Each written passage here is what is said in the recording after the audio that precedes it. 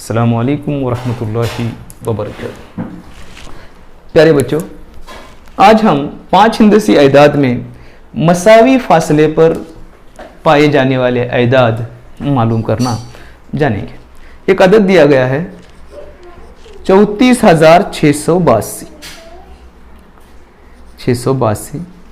अगला अदद दिया गया है 34,680। इसका अगला अदद क्या होगा और उसका अगला अदद क्या होगा हमें मालूम करना। इसके लिए हम सबसे पहले ये देखेंगे कि इन दो अयदाद में कितने का फ़र्क है। देखिए, ये 34,680 है, 82 है, और ये 34,680 है, यानी 2 का फ़र्क है। ये दो अदद छोटा है। 682 से 680 तक 2 मकामात हमने बीच में छोड़ दिए हैं, तो इसका अगला अदद होगा, इसमें से 2 नफ़ी करने पर यह अदद मिलता है, तो अगला अदद इसमें से नफ़ी 2 करके हम लिख देंगे और वो अदद होगा 34,678। इसका अगला अदद होगा, इसमें से मज़ीद 2 नफ़ी करके हम लिखेंगे और वो अदद होगा 34,676। हम एक और मिसाल देखकर इसी तरह से अगला अदद लिखना,